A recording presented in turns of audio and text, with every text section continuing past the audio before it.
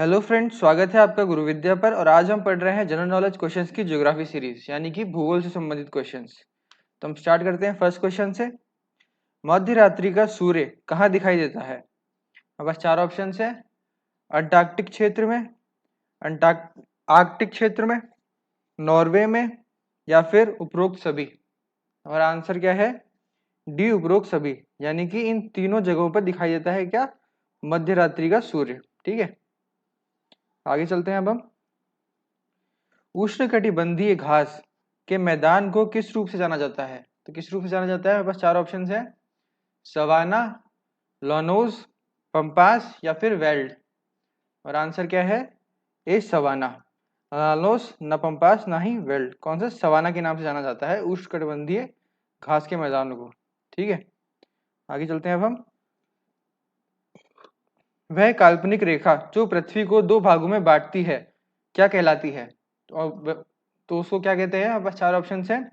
भूमध्य रेखा, कर्क रेखा, मकर रेखा या इनमें से कोई नहीं। हमारा आंसर क्या है? ए, भूमध्य रेखा। जो इक्वेटर होता है, जैसे ये धरती है तो ये इक्वेटर ऐसे होता है, तो ये आधे में काटती है इसको क्या कहते हैं? भूमध्य रेखा। ठीक है, ना ही कर्क रेखा ना मकर रेखा, क्या कहते हैं? भूमध्य रेखा। आगे चलते हैं अब हम।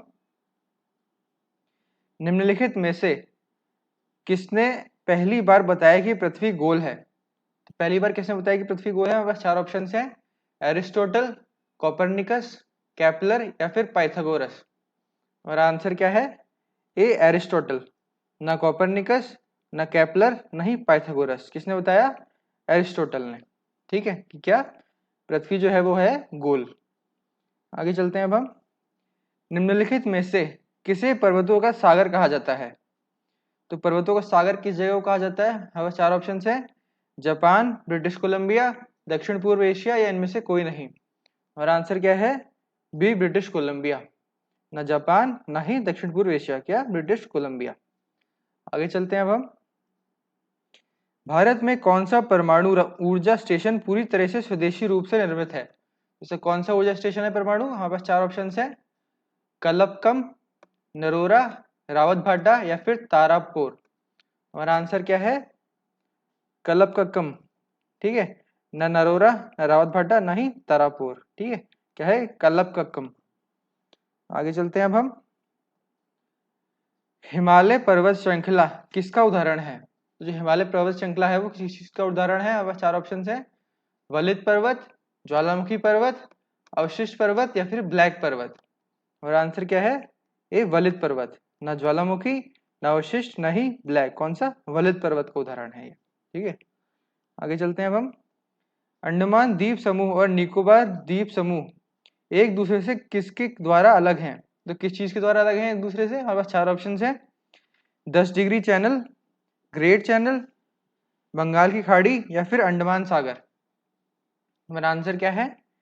ए, 10 डिग्री चैनल। ठीक है, ना ग्रेट चैनल, ना बंगाल की खाड़ी, ना ही अंडमान सागर। किससे? 10 डिग्री चैनल से ये एक दूसरे से अलग होते हैं। आगे चलते हैं अब हम। भारत में कपास का सबसे बड़ा उत्पादक राज्य कौन सा है? तो सबसे बड़ा उत्पादक राज्य कौन सा है? बस चार ऑप्शन है। आंध्र प्रदेश, गुजरात, राजस्थान या फिर उत्तर प्रदेश। हमारा आंसर क्या है? बी, गुजरात। ना आंध्र प्रदेश, ना राजस्थान, ना ही उत्तर प्रदेश। जो गुजरात है वो सबसे बड़ा उत्पादक किस चीज का है? कपास का। ठीक है, आगे चलते हैं अब हम। दो स्थलीय भागों को जोड़ने वाले प्राकृतिक रूप से निर्मित संकरे और नौ परिवहन योग्य जलीय भाग को क्या कहा जाता है? तो क्या कहा जाता है? हमारे पास चार ऑप्शन है। प्रायद्वीप, खाड़ी, जल संधि या फिर द्वीप। और आंसर क्या है? सी, जल संधि। ना प्रायद्वीप, ना खाड़ी, ना ही द्वीप। क्या कहा जाता है? जल संधि। आगे चलते हैं अब हम। मंगल एवं बृहस्पति ग्रहों के मध्य सूर्य की परिक्रमा करने वाले खगोलीय पिंड को कहते हैं? तो मंगल और बृहस्पति के बीच में जो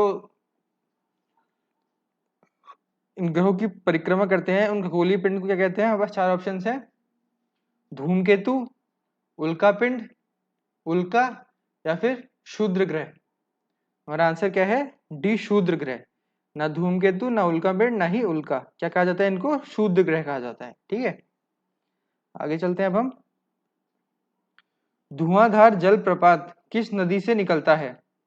तो धुआंधार जलप्रपात किस नदी से निकलता है? बस 4 ऑप्शन है, नर्मदा नदी, कावेरी नदी, सिंधु नदी या फिर गंगा नदी।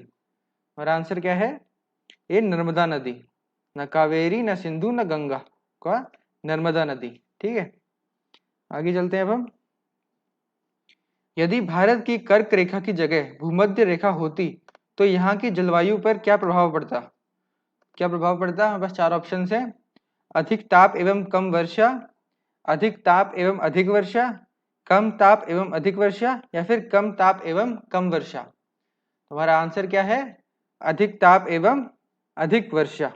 ठीक है, ना ही अधिक ताप कम वर्षा, ना कम ताप अधिक वर्षा, ना ही कम ताप कम वर्षा।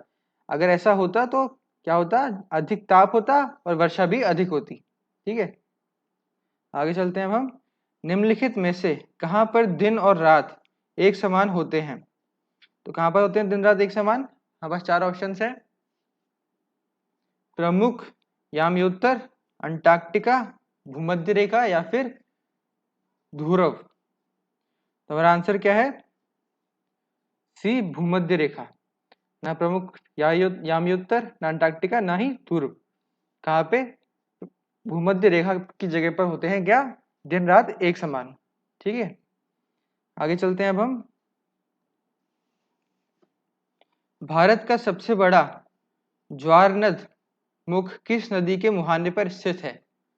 किस नदी के मुहाने पर है? बस 4 ऑप्शन है, हुगली, भागीरथी, गोदावरी या फिर कृष्णा। हमारा आंसर क्या है? ए, हुगली। ना भागीरथी, ना गोदावरी, ना ही कृष्णा, हुगली में। ठीक है, आगे चलते हैं अब हम। ऋतु परिवर्तन का संबंध पृथ्वी की किस गति से है? जो ऋतु परिवर्तन होता है उसका संबंध पृथ्वी की किस गति से है? हमारे पास 4 ऑप्शन है, घूर्णन, परिक्रमण, भ्रमण या फिर ये सभी। हमारा आंसर क्या है? बी, परिक्रमण। ठीक है, न घूर्णन न ही भ्रमण, परिक्रमण से है। ठीक है, आगे चलते हैं अब हम। निम्न में से कौन सा भारतीय उद्योग सर्वाधिक रोजगार प्रदान करता है? तो कौन सा भारतीय उद्योग करता है? हमारे पास 4 ऑप्शन है, लौह इस्पात, सीमेंट, सूती वस्त्र या फिर चीनी। और आंसर क्या है? सी, सूती वस्त्र। न लौह इस्पात, न सीमेंट, न ही चीनी। कौन सा करता है? सूती वस्त्र करते हैं सबसे ज्यादा रोजगार उत्पादन प्रदान। आगे चलते हैं अब हम।